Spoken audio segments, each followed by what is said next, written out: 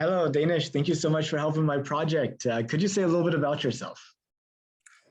Yeah, absolutely. So I am in the Anaplan ecosystem. So professionally, I started out my journey at Anaplan. Um, Anaplan's a software company where I started as a customer care analyst. Eventually, made my way into Anaplan Consulting and leveled up the certification pathway that Anaplan has built and found my way. I reached kind of higher levels of certifications that Anaplan has to offer, and eventually decided to take my talents down the independent consulting route, which leads me to today, where I've taken that independent consulting business and actually turned it into a real business with two partners of mine, Zach and John. Um, and yeah, we're looking to build a consulting business. So that's kind of where I'm at today. That's awesome, and I should say that's where we first met. I even have Exactly. my We both met at Anaplan. Yeah. And Nathan, I appreciate you coming on our show. And I think this was just returning the favor. So I really appreciate that, and you starting your own consulting business could be considered a moonshot. Kind yeah, it of. is in a way. It is in a way. Yeah. Although I think the risks were far lower than trying to launch into space. Like the risks for us was just, like are we going to have to hit cover our monthly subscriptions since we're all working from home? There's no real overhead cost. Whereas I imagine trying to launch a rocket into space, there might be some costs there.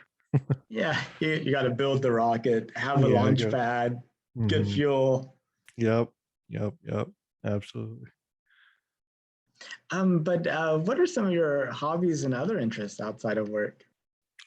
Yeah, so I'm actually a big wrestling fan. So I enjoy watching like WWE, and AEW, are two kind of the top wrestling companies out there that are televised. I'm also a big sports fan in general.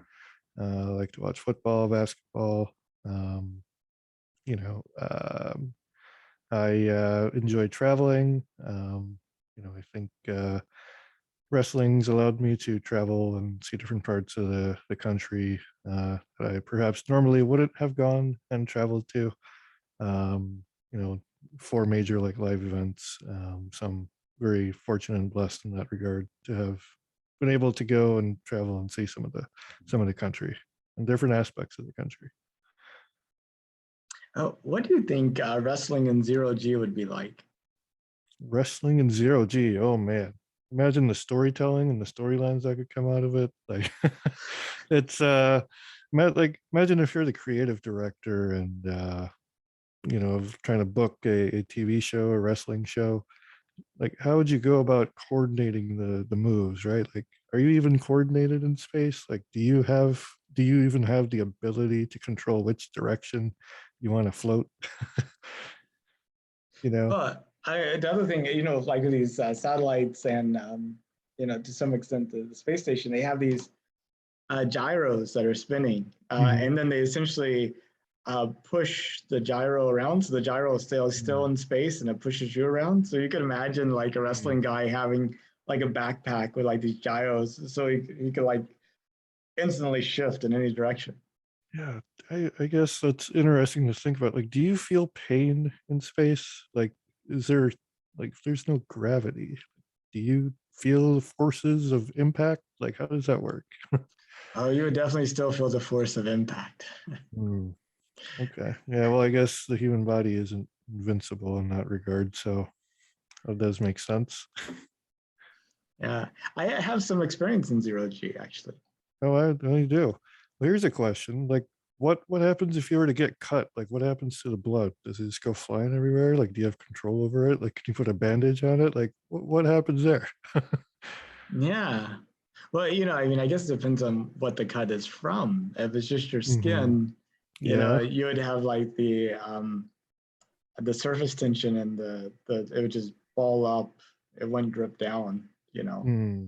But I mean, if you Well, cut what a happens to the druid? It's there's no gravity, so it must just float. It could. I mean, if you like shook it loose, I guess it would be like, because You see I've droplets flying in the air. exactly. Yeah. Yeah, it's interesting to think about. Yeah, I think we'll all get to see it soon enough. Yeah, it'd be one interesting show. I'm sure people would want to tune in. Find out what happens when you get cut in space. Exactly. But yeah, that sounds really gruesome, actually. I Wrestling think isn't that gruesome, but yeah. I think growing plants in space or sea monkeys sounds a little bit more up my alley than Mm, chopping mm. off a finger or something. Yeah. That's perhaps more of a better use of the resources that we're setting up there. So did you know that NASA is planning to send astronauts to the moon for the first time since 1972? Well, in full disclosure, like I did not know about that until you mentioned it to me when we last spoke. So, yeah, it's definitely something that's very exciting and definitely a monumental kind of milestone, I guess, in the history of the world. Surprised it's taken this long to get back up there, but glad we're going back up nonetheless. Now, some people are like, why are we spending so much money to send a few astronauts to the moon when we have all these problems here on Earth, like Yeah. global climate change and pollution and poverty and people going hungry and all that good stuff, bad stuff, all that bad stuff. And I was wondering, kind of how do you think about that conversation? Yeah, that's actually interesting. I think you're kind of diving into the question of kind of morality, ethics, and kind of how you want to spend or allocate your resources. And as kind of a human race, I guess the fundamental question there is, do we have a responsibility to each other in some way? Right.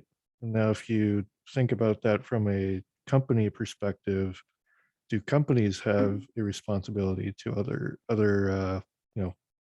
humankind, I guess, to the human race, right? And I guess depending on how you analyze that and kind of where you fall on that spectrum, you may or may not agree with kind of the choices that are being made. Me personally, I feel like, you know, science and exploration has always kind of been part of human curiosity. Um, and I think it's something that's well worth pursuing. I don't really necessarily think it's a either or type of situation where you can go to space or make sure that people have food on the table. Like I think there's ways to kind of achieve both things with the right intent, and of course there has to be a desire to do both things. Yeah, no, that's a very interesting point. It's I mean, I think people are who say, that about space versus other things. Mm-hmm. I think two things. One is I don't think they actually realize how little we spend on space. Like it's not 1% of the federal budget. It's not 0.5% of the federal budget. It's Mm-hmm. 0.3% of the federal budget. Oh, So really? See, I and did not know that. and and that includes all of NASA. Mm. Of which only half of that is human spaceflight. The other half is, sending rovers to Mars and sending uh, Satellites and robots and whatever else and goes up there. Yeah. yeah, the James Webb Telescope. So Mm. really only like 0.18% of the federal budget is spent on humans going to space. And Mm. you know, if that amount of money is keeping us from solving, global climate change and poverty, I'm sure we could come up with it from somewhere. That's not the Right, last right, right, right, 0.18%. right. Yeah, and I think I don't know where that kind of reasoning or kind of why the kind of mirror gets raised against space travel. Like there's many other things that also cost a lot of money that we shouldn't be spending our money on, that I think perhaps arguably are more kind of morally perhaps incorrect or kind heading towards that path on the spectrum. Yeah, I mean, as a nation, I think we spend more money on alcohol than we do on all Right, space right. travel. And alcohol is not meant to make you smarter. I mean, that's a No, no, I mean public service that's announcement for yeah, other yeah, people. yeah, yeah. Absolutely. Yeah, it's interesting to think about it in that way, but um I do feel like people have a certain persona they put on when it comes to kind of issues, right? Because when there's certain issues that are in the public eye, people tend to pick a side. But when it's an issue that, take alcohol for example, like, oh well, what percent of the population has alcohol in their fridge right now? And when it comes time for self-reflection, I think that's where it's a little bit of the reasoning starts to fall apart. You know? Yeah, the truth is, we don't want to spend our money and effort solving these problems. We want to see other Right, people right, spend right. their money and effort solving these problems, I think. Yeah, and I think, if the question is space travel versus saving the universe or humankind, like, if somebody has a great idea, I'm all for it. Like, I think what the issue is we haven't had someone come up with a great idea as to how we could go about solving those issues. Yeah. Uh, when you think about the future of humanity, like 100 years from now, 200 years from now, 300 years from now, um, what images come to your mind? What does it look like? Is it a place you would want to be? Yeah, absolutely. I think the future is to be looked at in a optimistic way. Like, everybody should be optimistic about the future. And if you're not, then that's, like, if you're pessimistic, I don't know if that's a life worth enjoying. Like, if you're always kind of negative or see the bad, or don't see the positive side of things, like, there's an element of an exploration and excitement that one should strive to kind of pursue, right, or feel. um, so I could see space travel just being as regular of a thing, just like how we go to airports today and travel across the Earth, right? I could see regular trips back and forth between Mars to Earth. And perhaps you have multiple, space stations that launch you to Mars, right? So maybe there's just as many space stations in 200 years as there are airports today. Wouldn't that be something? It definitely would be an interesting situation. And Mhm. do you think there would be people like who were born off the earth that never ever saw the earth? If we're saying, yeah, like, I suppose, right? Like, how long would it take us to establish institutions in space, or in like on another planet? Like, how long would it take us to establish hospitals? If hospitals, when you would assume you would still need a hospital, right? Like, somebody needs to give birth, you probably will go to a hospital, right? Maybe there's I think the fundamental question there is, one, can we get to space in time? And two, once we get there, can we establish kind of a similar structure of living and government and um, lifestyle and institutions, both public and non-public, like private institutions, to support the human race? And I think ultimately, if you're trying to put me on the, hold my feet to the fire, like, do I think in 200 to 300 years it's possible? I think so. I think we're close. Are you familiar with Elon Musk? Of course, absolutely. And have you been Big fan. following what he's doing in Brownsville, near Brownsville, over in Boca Chica, Texas? I've heard kind of or seen kind of headlines in passing. I've heard about SpaceX, and I've watched clips of some of his rocket launches or spaceship launches, and some of the failures. And I did see the successful launch he had. I think, was it a year or two ago now? Um, and what they're working on, what is it called? Space Starship? Is that what Hmm. it's called? Yeah, yeah, yeah, Yeah. yeah. I actually, funny enough, I actually believe Elon would be the one that perhaps is the one that solves this kind of issue of making space travel a regular occurrence, for the human race. His vision is to build a 1 million-person city on Mars by 2050. You said 2050? Yeah. Yeah, I mean, that's ambitious. But you almost have to be ambitious, right? Like, I think, again, he has a perspective on it where if you don't set a crazy goal, like, you're not going to move the needle far enough. Even if it does take till 2075 or 2100, like, who's to say that Elon isn't the one to at least plant the seeds for something like that happening? Yeah. If it was safe and affordable, would you take a trip to space? Absolutely. Safe and affordable. I think the emphasis there is on safe. um, if it's safe and reasonably affordable, like, I think I would. There's safety is a very hard thing to talk about and quantify. Um, Mhm. but one way to kind of talk about it, regardless of how unscientific it may be, is how Mhm. many people do it before you without incident. Like, would you go after 10 people went, 1 million people, 100,000? I mean, like, how many people would need to go before you felt like it was safe enough for you? Yeah, that's interesting to think about. Um, Not to talk about the pandemic, there's almost a similar kind of decision making tree that's occurred with kind of the pandemic, and if you choose to get the vaccine or not, um, and how you navigate going out into the world. So it's interesting that there's certain use cases where we need to see evidence of a lot of people doing a particular behavior or taking part in a certain activity.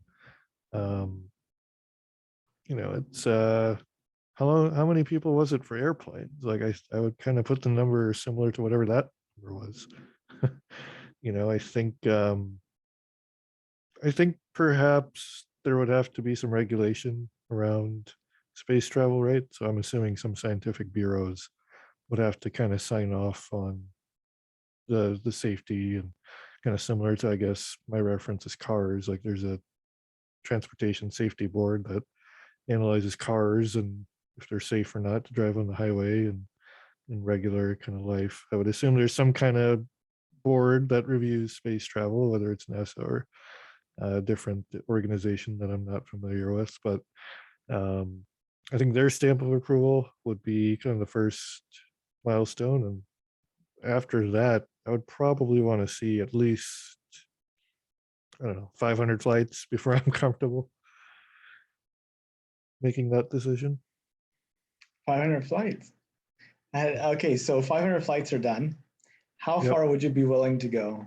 Just to Oh, at that orbit, point, to at the that moon? point, I want to go to the. I want to at least make a stop on Mars and then go to the moon. Oh, really? Yeah, yeah. A moon's 3 days away. Mars is 4 months away, but you have to wait 2 years for the planets to align. So it could be many years. You said, oh, that's true. Well, I mean, there better be 5-star service on that trip. I want to be like, have some fine dining, you know, some nice meals, nice accommodations, some entertainment on the trip if possible. Maybe there'll be some wrestling show on the trip while we're in flight. Yeah. Maybe you have multiple ships so that the wrestlers don't have to hang out with each other during the whole thing. Mhm. They could kind of, you know, Yeah, and then yeah, a ship versus ship. yeah. Well, like, how does that work, right? Do they have locker rooms on the spacecraft? Like, how would you even separate out the performers? And Well, what it's what even what happens if something goes awry mid flight? Like when you're on an airplane, you can land at the nearest airport. How would you how would you handle a situation that arises on space travel? Like, you can either go back to Earth or find a planet to stop in. Like, I assume you just can't eject somebody from the spacecraft. yeah. I don't think you um you may not be able to do either one of those things because um, you just may not have enough fuel to change your velocity like that. Yeah. So what happens in a situation like that where you have an unruly passenger? I think it's like a situation of long ocean voyage, like 2, 3, 4 weeks Mhm. ocean voyage. You're stuck with them. You got a brig. Toss Yeah. them in that, or You would put think there would them. have to be systems in place for that, right? Like I assume the space flight attendants would have to get some kind of training on how to handle unruly passengers, and there would have to be protocols in place. Humans are strange beings, you know. Absolutely, they are. It's going to be something to sort out. But would you consider immigrating to Mars and be part of that million-person city? I think so. Um, yeah, yeah, I think so. I think it would be exciting, something different. Um, Now, as a human race, we do depend a lot on our family and friends, so ideally there would be systems in place for communities to form and friendships to be created. And um, would you want to be the only person on Mars? No, no, definitely you would want the million-person city, Right, right. right? Yeah. Yeah, right. Because I think as a human species, we need social interaction in order to not go insane. And being a wrestling fan could be part of selection criteria. So it'd be Yeah, like, exactly. Okay, yeah, I get to sit next to like the wrestling fan section. You know, yeah, I wouldn't mind that as long as there's a few wrestling fans. I think I'll be okay. now, I think right now is sort of like an interesting time, right? We can see glimpses of the future where space travel could potentially be commonplace, and we do have that million-person city. Mhm. But we've also don't have it yet. Space travel is not Right, commonplace. It's right. still we're sort of like at this inflection point, and Yes. both the optimist and the skeptic can both Mhm. point to stuff and justify their position. Mhm. And we've had similar situations before, back whenever the Wright brothers flew their plane. If they started talking about airports and Yes. 500-person passenger planes, people would tell them they're crazy and what are they talking about? And that was an interesting time too. But now if I told you you could hop on a plane and fly anywhere in the world, it's really not a situation Yeah. debate. We can't have an interesting conversation now about the future of air travel, but we can Mhm. about space travel. So I think this is like a kind of like a special moment in time. So now imagine this: your great great great granddaughter has grown up on Mars all her Uh-huh. life, and she's in high school in Yep. history class, Uh-huh. and she's researching this time before space travel became commonplace. Uh-huh. And she wants to know how people were thinking about the future, what this time was like, just trying to understand this time a little bit better. And she finds this video where her great great great great grandfather is sharing some insights. Oh, what do you think you could tell her that would help her get an A on that paper? It's about reflecting on how kind of the world was feeling in this moment. Um,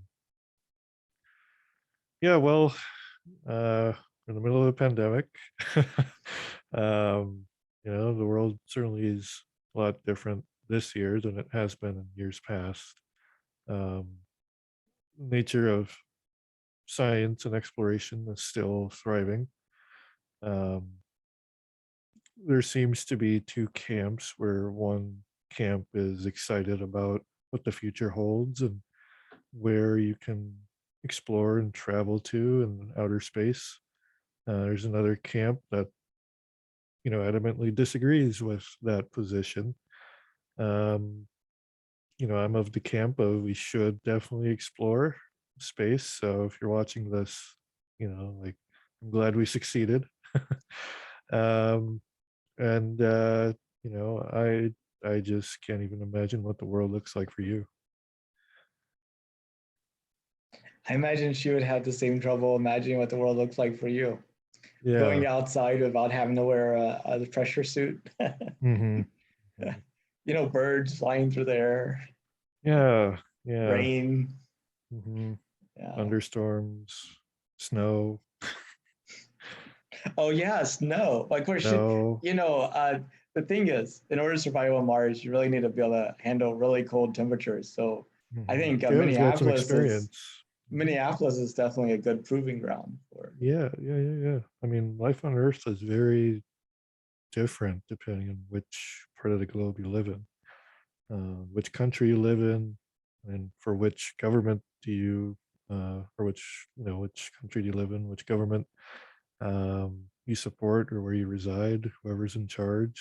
Um, I wonder if these same kind of systems will be in place in space. Be interesting. Well, Danish, I know we talked about a whole bunch. Is there anything that you wanted to talk about or any questions you had for me? Yeah, what are you looking to get out of this experience of interviewing people? Like, what's your kind of vision for where this uh, kind of series goes? Yeah, so originally, whenever I started this in December of 2019, I had been working from home for several years, which Mhm. is really funny now saying that. People are like, Yeah. yes, so we've been working from home for 2 years. What's the big deal? Hmm. But at that time, it wasn't that common. And I realized I was going for weeks at a time with only seeing people in my house. So my Yeah. plan was to do these interviews in person at like Starbucks, at the mall. And I Mhm. did that from December till March, and then we had the COVID lockdowns.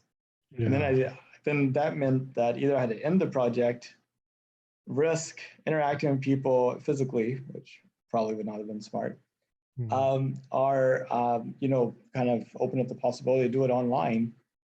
And so that's what I did. But when I started the project, my plan was to interview a person a day to the end of 2024, which at that time was when we were going to land somebody on the moon. It's kind of slipped to Mhm. 2025, but I'm still Mhm. using 2024 as the end. And Yeah. I see this as a chance to get a wide set of perspectives on the future of humanity and what people are thinking about, and views on how space fits into it. It's interesting if you think about. We're talking a lot about kind of pandemic we have here. What happens when someone gets sick in space, right? Like, what's the nature of sickness in space? Like what kind of new illnesses arise as a result of space travel? What kind of new technologies and medicines emerge as part of space travel? It's interesting to think about. There's It so many is. factors we take for granted today, or we kind of assume this is part of normal life. But it's interesting to think about how that would happen in a completely different setting. I mean, as far as I know, nobody on the International Space Station has gotten a cold, flu, bronchitis, Yeah. any type of communicable disease because Can disease be communicable in space? Like that's I wonder if anyone's asked that question.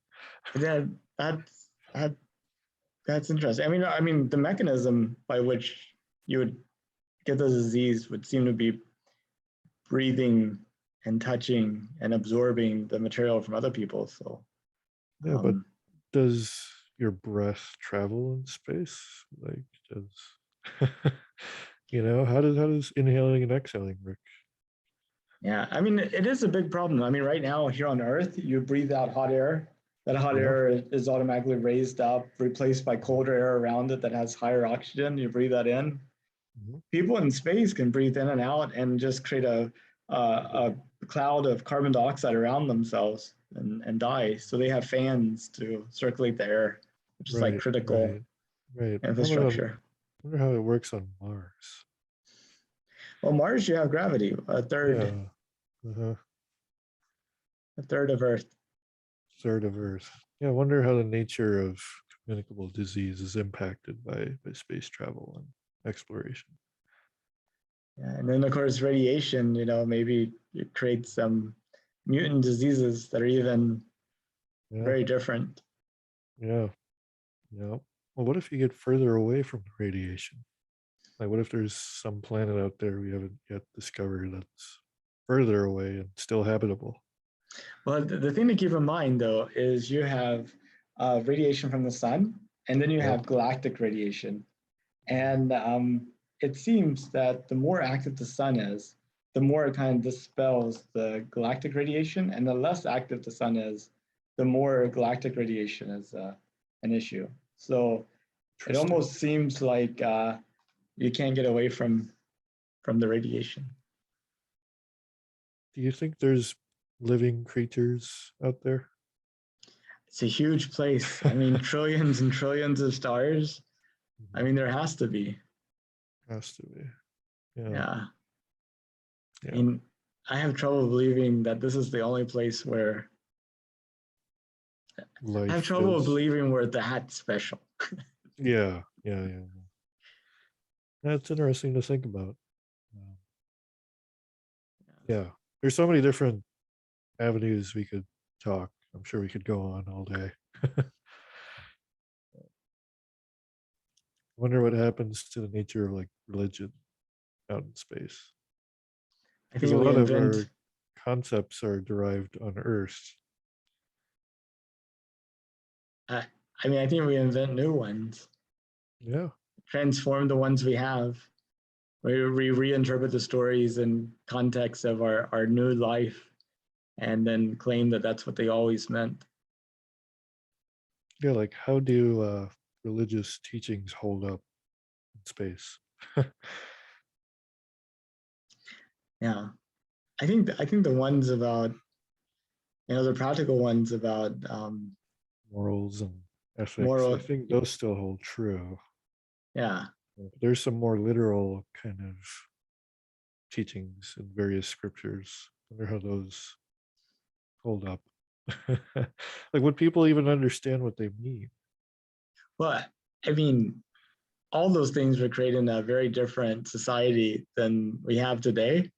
Yeah, and So even still today, there's some issues between what was said back then and where it is, where we are today. yeah, we don't have to, deal with a darkness to the same degree.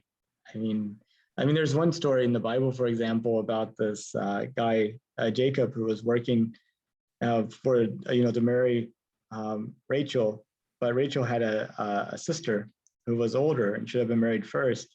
And then, like on the night of the wedding, the father switches out the brides, and he like wakes up with the wrong sister. Oh, And in today's society, where you flip a switch and there's a light, you've got to be wondering how could that happen.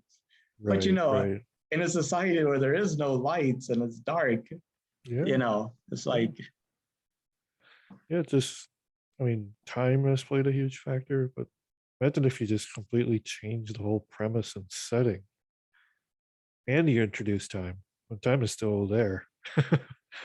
Time doesn't go away. So fast yeah, forward at 200 years and introduce another setting. it's going to be quite well. One thing that religion's very good at is contortionism. Yeah, like it's It can like be, there's some aspects that can be adaptable, like, you know, irregardless of time or location. Um, yeah, it's interesting to think about. I mean, there's a lot of good things that are going to come out of space, and I can't even comprehend all the bad things that might come out of space, right? I think it's hard to comprehend either side.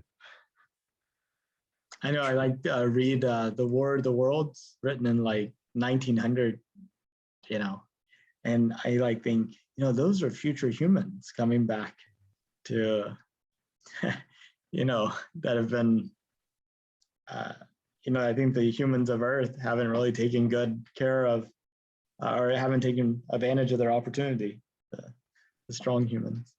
Here's a question: do I still have to pay taxes in space? Oh, you have to pay taxes everywhere. That's Oh, guaranteed. Yeah. Yeah. well, who's in charge of who do I pay taxes to? I, I don't know.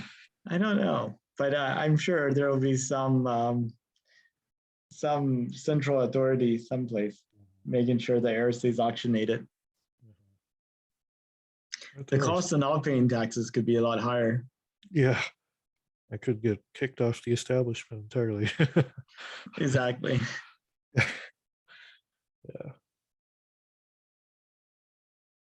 Well, that's awesome. Well, Daanish, thank you so much for being available tonight and for talking to me. Absolutely. This And was great. if you know anybody else that'd be willing to have a conversation, I have over 1,000 more days to go with my project.